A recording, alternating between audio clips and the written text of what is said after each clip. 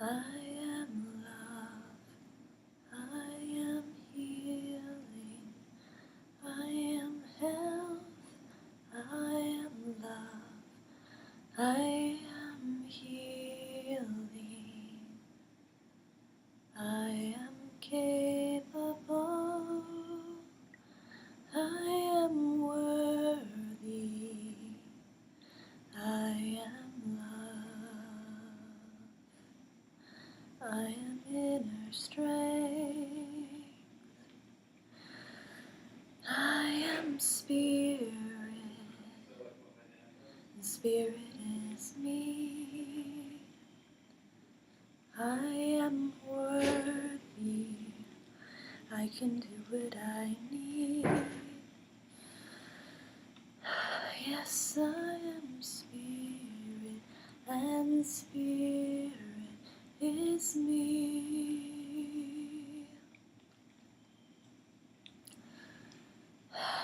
Hello. I thought I'd share a little bit of one of my practices with you.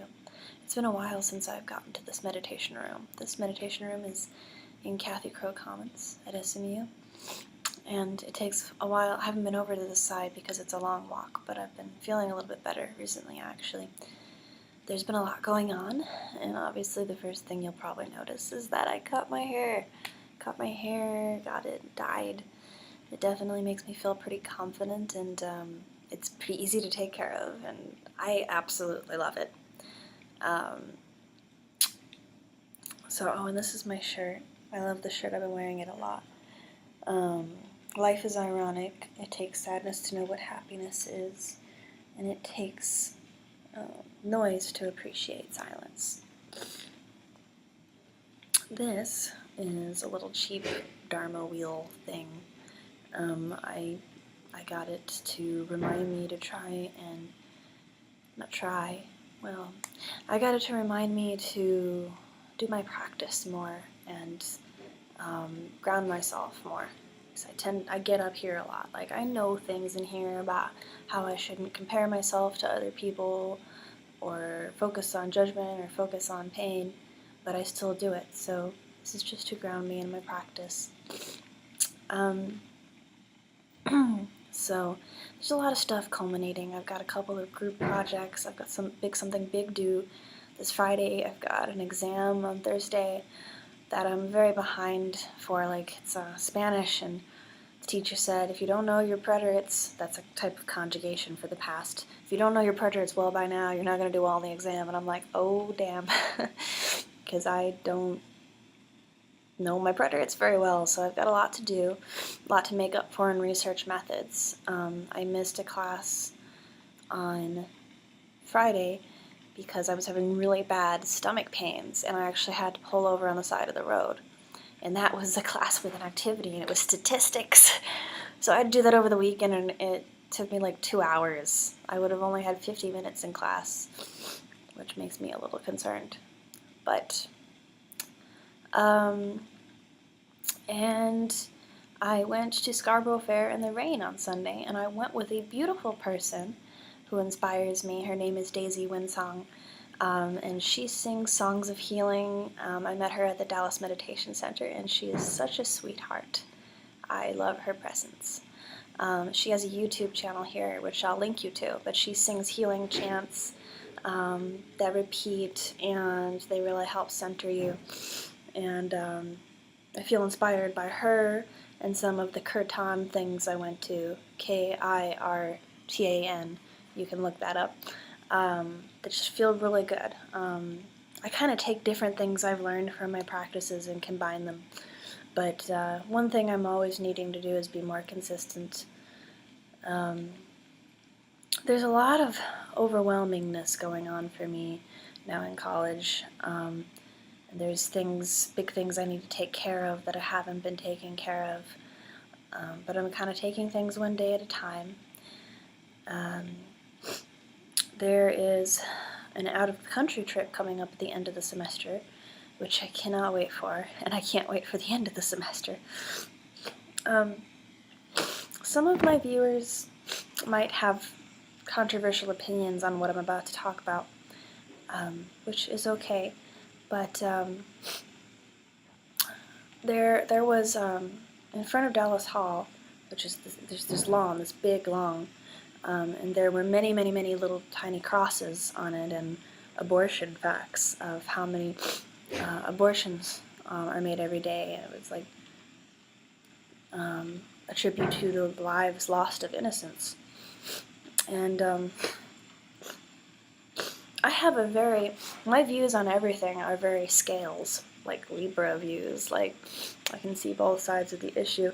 And when I saw that, I was very emotionally triggered. And in addition to having my own physical pain and fatigue, I was very angry and I didn't want to come to SMU. And it had been building on the fact that I've been suffering. I've been getting really bad grades when I used to be an A-plus student all the time, and I used to be involved in groups and leadership, and I increasingly have been feeling more and more uncomfortable here on the campus and just really like out of place and judged and all of the things that that just are pretty stressful. And I've been wanting to be more and do more, and I've been feeling this like, I want to get out of this university. It just feels so yucky, and I overhear things said, and I'm trying not to judge, and it's just hard. It's pretty hard. I need to remind myself to not judge and to see everyone as a human being. But the crosses thing was just a big thing for me that set me off. There's a lot of ignorance as to the facts of abortion and the rights of the mothers and the health of the mothers and of fully grown adult human beings who are suffering right now, and children born who are suffering. And the pain, and some of the women who had abortions were triggered and were crying by this display that was very traumatizing. Very traumatizing. So I didn't want to come back, and I really want to go to Commuter University, but funds here if I need to do reduced load for my health. So I decided in that day that I'm going to stay at SMU. I'm going to stay and try very hard to get my bachelor's. I'm going to try to do full-time again, but if I can't, this summer I'm still going to be looking for reduced course load scholarships and full-time scholarships.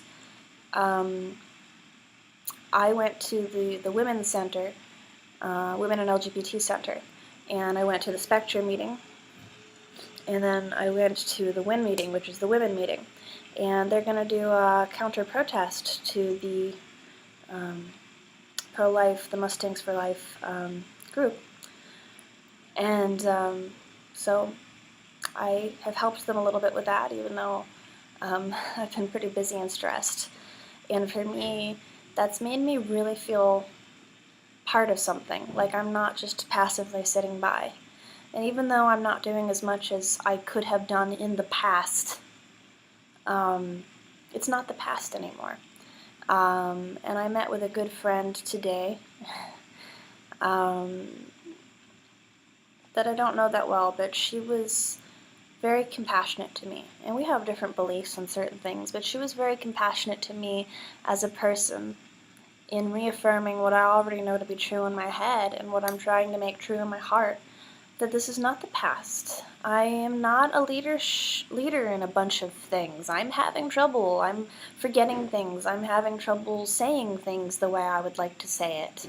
I'm flailing my arms. I'm nearly drowning every day. I'm really needing support. I'm in a lot of pain. I'm having trouble, and that's okay.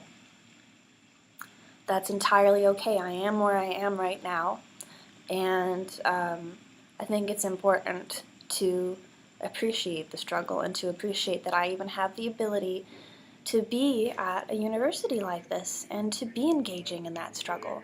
I'm happy to be here and studying. I'm happy to be learning, and I'm happy to be facing uncomfortableness, and it's a hell of a lot of uncomfortableness, but it won't, I'm not going to let it break me. The uncomfortableness will help me grow and help me,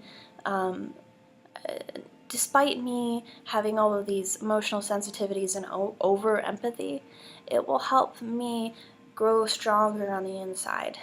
And it is a constant reminder of how much I really need to take care of myself deeply, and to commit to my practice if I'm really going to be there for others.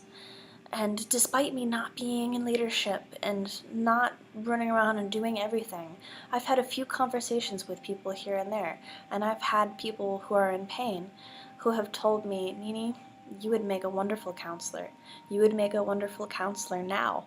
I would get help from you.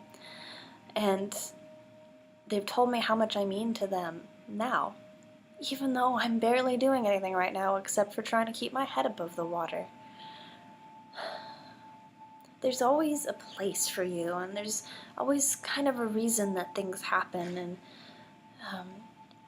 I feel like the biggest mistake that we make is not feeling in pain, not judging ourselves. I don't think judging ourselves is a mistake. I don't think feeling in pain is a mistake. I don't think judging other people is a mistake. I don't think feeling hopeless is a mistake. I don't think giving up is a mistake. I don't think failing is a mistake. But I think if you let any of those things become your 100% reality and you hold on to them all of the time, then you'll never grow from them or learn from them. So you have to learn how to go into the struggle and allow the struggle to be a part of your story, and always find little moments where you can reflect on them, where you can speak with yourself, or with spirit, or with God, or with Jesus, or with whoever you feel is connected to you, to your soul, and your experience as a human being living here on this earth with all of your struggles. And we all have struggles, and we all have different ways of coping with them. And sometimes none of them are truly right or wrong, because we're all learning lessons that we need to learn. So, like a rainbow is how I feel. All of these emotions at once.